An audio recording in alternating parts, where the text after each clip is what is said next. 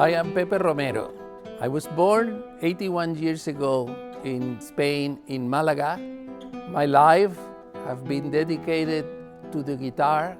I'm very happy to be doing my farewell tour of Asia here in China and to bring all of these experiences, put them into one tour and bring my music to you.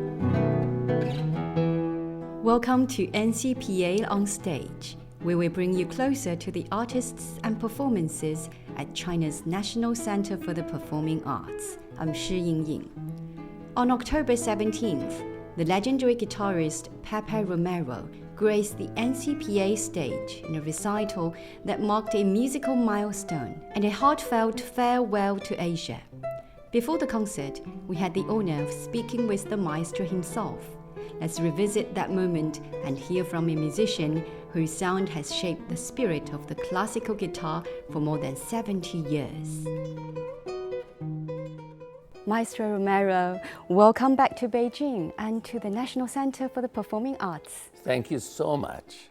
How does it feel to be here again? It feels fantastic. Coming to China and playing in China is beautiful for me, beautiful feeling.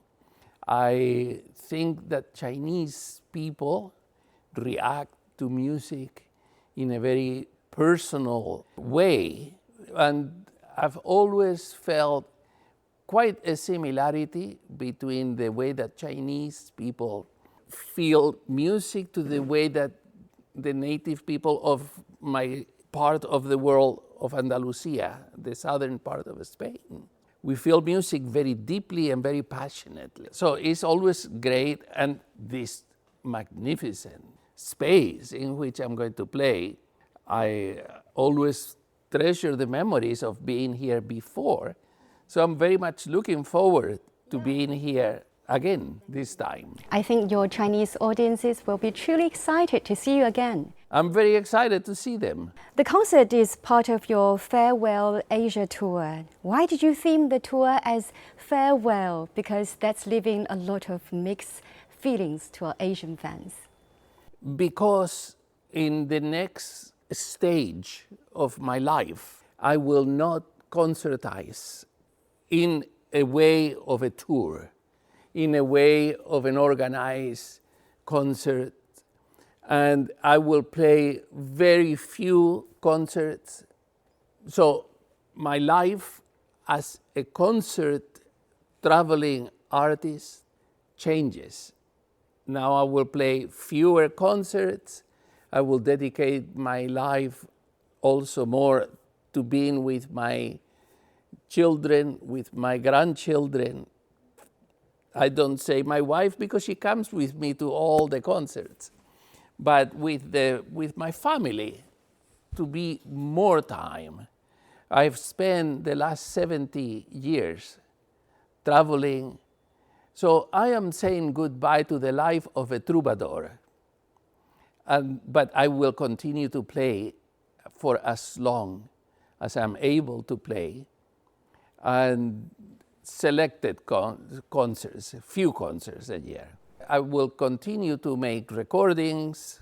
I want very much to publish a lot of the works that I have done as a transcriber, that I have written, and leave my legacy of everything that I have done for the guitar in order. Okay, it sounds like a musical journey filled with reflection. And the program of your Beijing concert will take us from the Renaissance to the modern day, from the ancient dances of Spain to the rhythms of Latin America. I'm wondering what connects these works in your mind. How did you arrange the repertoire?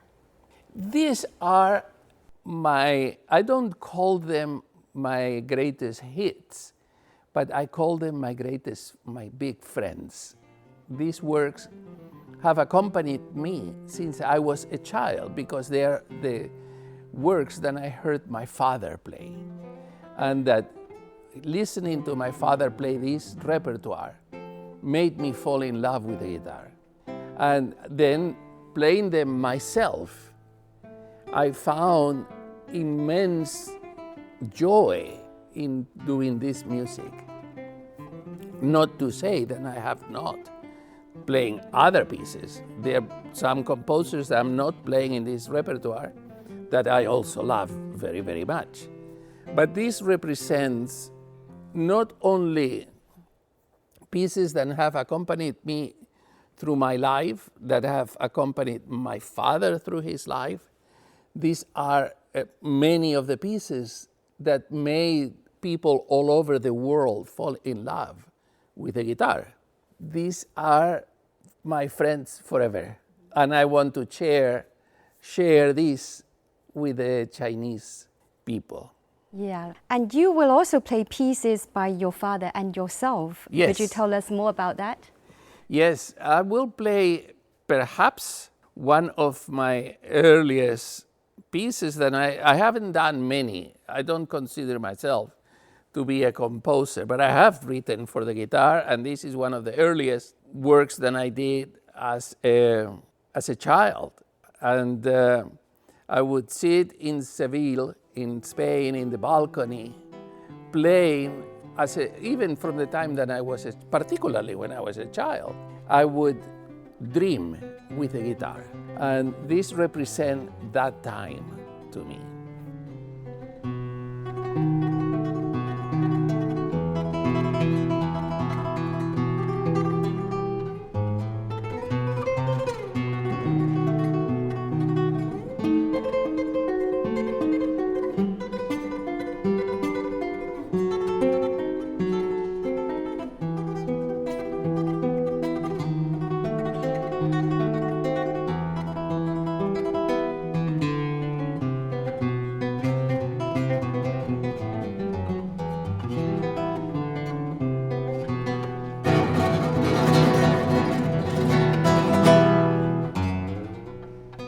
The same with the piece I'm going to play by my father. It represents his dream from when the time that he was born until he was 5 years old. Because my father was born in Cuba. While his father and mother were living there, my grandfather was an architect and he was working in Cuba. And my father was the youngest of 3 children that were born there in Cuba. He went back to Spain when he was 5 years old and never returned to Cuba. And this piece represents his early memories of that. So it's about the piece I play by myself, the piece I play by my father. It's about falling in love with the sound of music and with the guitar itself.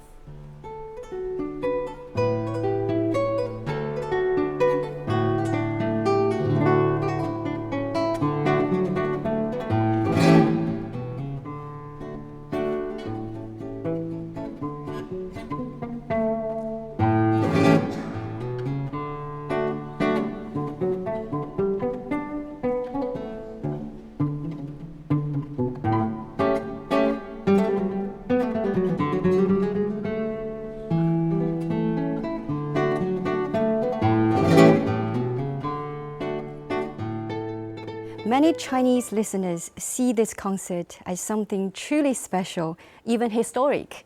And among all the pieces you'll be playing here, do you have a personal favorite that you are eager to share with your Chinese audiences? All the pieces are very, very personal to me. The Milan, the very first piece I will play, holds the last embrace my father and I had. And he asked me, anytime you play a concert, you play this piece, and wherever I am, I'll come and listen to you. Because I never want to miss one of your concerts. So I wanted to start this concert with this piece. Then the Gaspar Sanz is one of the earliest set of dances written for the Baroque guitar. And from Gaspar Sanz comes our whole tradition of Spanish guitar music, both classical and also in the flamenco, because flamenco has taken very much of the structure of the harmonic patterns from the music of Gaspar Sanz. Very few people know this, but Gaspar Sanz is also the father of the classical Spanish tradition. Joaquín Rodrigo wrote Fantasía para un gentilhombre, a very great guitar concerto that he dedicated to Segovia, and that's all based on the music of Gaspar Sanz. So for me, that represents the beginning, and is the father and is the mother of the Spanish guitar.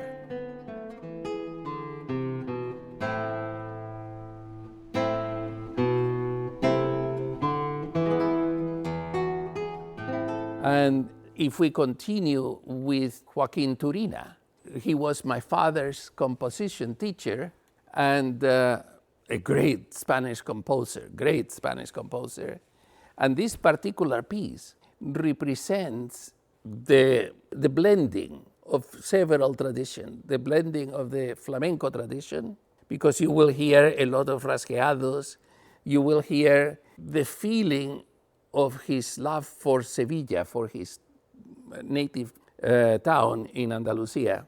You will see the influence of the French harmonies. At the time when Turina wrote this, it was a time when French composers were coming to Spain, and composers like Debussy, Ravel, Bizet, they were writing a lot of music in the Spanish style. But the Spanish composers like Manuel de Falla, Turina, Rodrigo, Albéniz, they were going to France, and they were falling in love with their French music. And in this piece, you have the influence of the French, you have the tradition of flamenco, and you have the love for the Spanish classical guitar.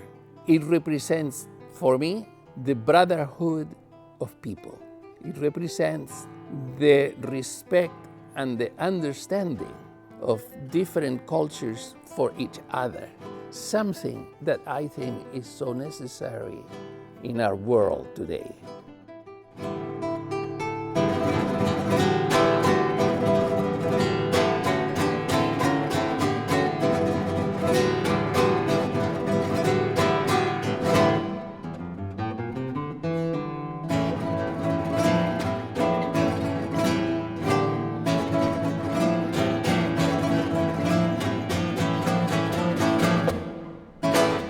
Then the Villalobos music. Villalobos, to me, is one of the great composers, definitely of the 20th century, but one of the great composers, period, of any time. And his music, this particular set of the 5 preludes, is very representative of the sound of nature. You will hear storms. You will hear the sound of after a storm in the jungle. The storm and the sounds of the jungles, they are birds, they are the sounds of flowers being born, water droplets after a rain in the leaves. Is the sound of nature, is the sound of the jungles. But it has a certain nostalgic, certain thing, because the sound in nature is sad unless it's heard by humans. Humans are here, we should be here to glorify nature and bring happiness to each other and to nature. So to me, these pieces represent that.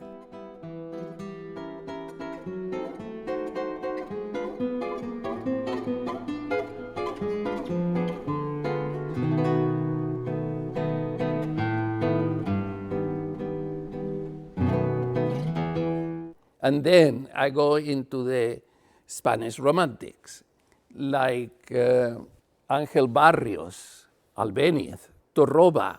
You will hear music dedicated to love, to all kinds of different loves. We will see love for your country, love for children, for the parents, love between a man and a woman, young love between young people.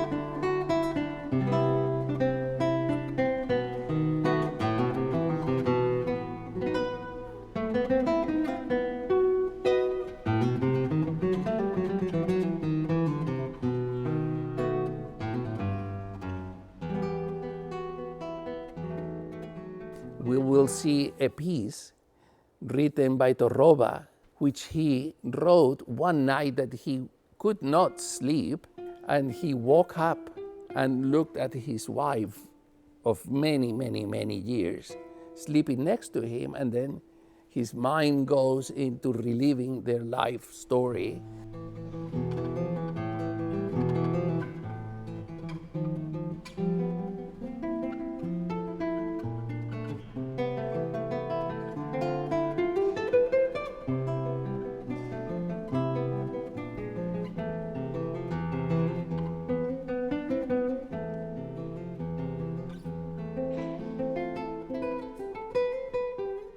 And then we will hear the passion of flamenco, particularly in my father's piece. So it represents to me, this program, everything that is beautiful about life, everything that is powerful about the guitar and about music. We musicians are in this world to make the world a happier place. And I hope that this is the message that the people that come to hear me play in this my farewell tour as a troubadour in China, that they will remember that. I think it will be a great music feast for guitar fans in Beijing, in China. Thank you. Yeah, and as one of the great ambassadors of classical guitar, what in your view makes the guitar so unique among other instruments? Many things. Is an instrument that is so close to the human voice, even though it has a very different resonance, but we have nothing between the string and our body. It is the way that we touch with our fingers the string that produce the sound. When we pluck and when we make the sound on the guitar, we feel the guitar because we are embracing it. We feel it in our whole body. I think the guitar has a very powerful, dramatic, and sensual sounds, and it does it with a quiet voice. But it is the kind of a sound of the guitar, it goes inside of you, and once it's inside of you, it explodes. All the instruments, when they are played well and great, do the same thing. But with the guitar, it's very easy to feel its magic. And I think the sound of the guitar make us able to connect with the part of us that has the ability to fall in love. Yeah, it's like a voice of human. Yes. And that's the magic of the guitar. It's the magic of the guitar.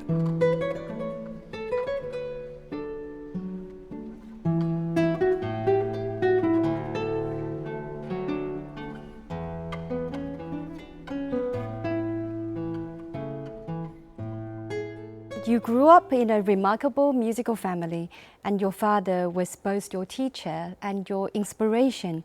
Could you share a bit about how you first learned to play the guitar and what lessons you've learned from your father which are still guiding you today?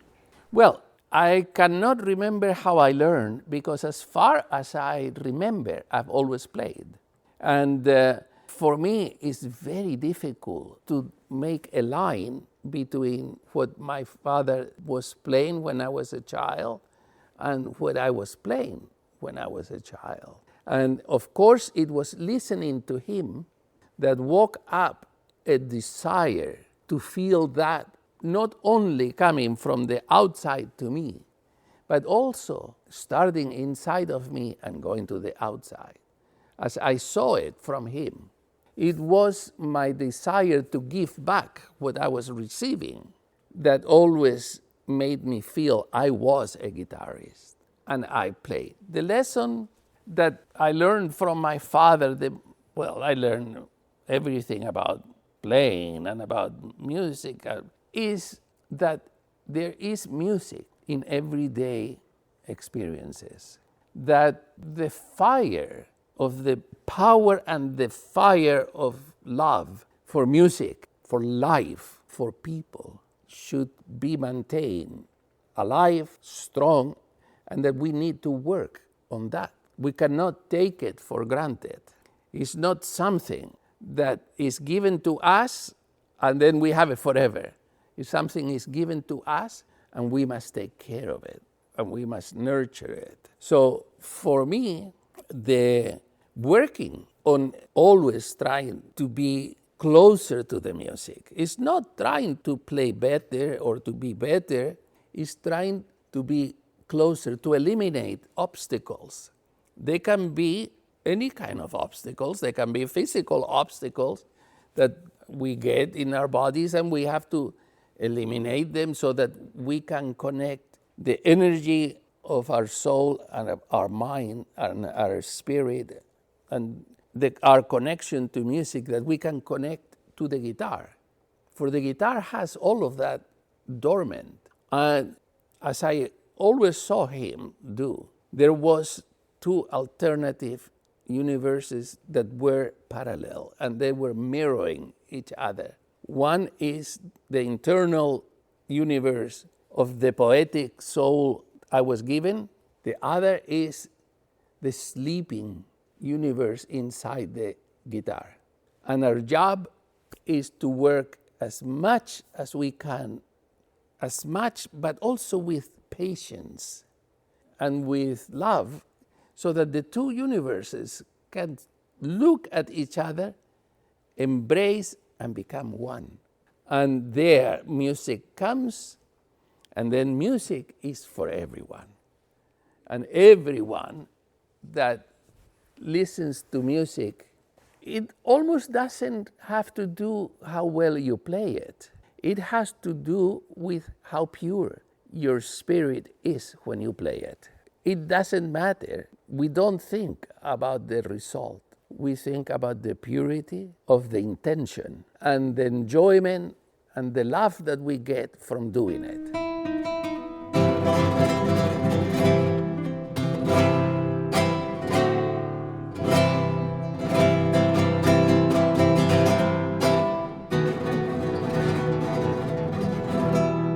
You've witnessed the evolution of music through the vinyl recordings, CD and digital eras, and now even artificial intelligence is part of our life. So how do you see these technology changes in your musical life? I see them peripherally. I see them happening. I concentrate much more in that which is constant, which doesn't change, which is the music itself. And I think that the different ways in capturing music, whether it is when there were the recordings of 78 revolutions, that was what I was born into. It was recordings where only maybe 5 minutes on one side, and you had this gramophone that you had to wind, and you had to change the needle for every time that you play it. And I enjoyed those very much. And then it was the long playing record. And then it was the CD and the cassette recordings and so on and so on. But they were all trying to capture, to preserve a moment in the magical life of a human being connected to his own or her own passion, her or his dreams, and his or her desire to connect with another human being. I am artificial intelligence. I'm a little bit afraid of, because I would like for nothing artificial to happen in the heart and the spirit of mankind. I think you have your reason to continue your style. Yeah, technology will keep changing, but the heart of music will never change, right? The heart of music will not change, because I feel that whatever individual believes of what is beyond this life, what was before, what will be after, we have many ways all over the world. People have and have had forever different ways in which we try to connect to the unknown, to the creator of all things. And I think that music is an incredibly strong way in which can connect to that we don't understand, but that brought us here to this moment, and to the desire that this moment doesn't die, that this moment goes on. And with music, we get that. So I think whatever we believe, music is a gift for us to search for all the unanswered questions. Mm-hmm. That's very true. Finally, Maestro, after this farewell Asia tour, do you have any upcoming projects or personal goals that you'd like to share with us? Yes, I have many things, works that I've wanted to record and I have not recorded yet, and that I wish to do so while I still can. There's many arrangements, transcriptions, works that I have done for 4 guitars, for 2 guitars, for 1 guitar, that I would love to leave for future generations to use and to enjoy them. So to clean all my music and get it published, or at least talking with the new technological things, put them on a website, or so that it's available to the young players. To continue to play for myself and for a few people, so that I don't spend the rest of my life, however many years I have left, only touring. I have done that for 70 years. So, but who's to say that I shall never play in Beijing again? Maybe I will, but not as a touring artist. I hope to be able to see my grandchildren grow, enjoy my friends, enjoy being able to have time to walk on the beach more. So a little bit of more time for myself. But I shall always play. Okay, we're looking forward to that. And thank you, Maestro. Thank you so much for sharing so many stories and your deep love of music with us today. And we wish you a very great success at the NCPA. And thank you. A great success of your Asia tour. Thank you very much.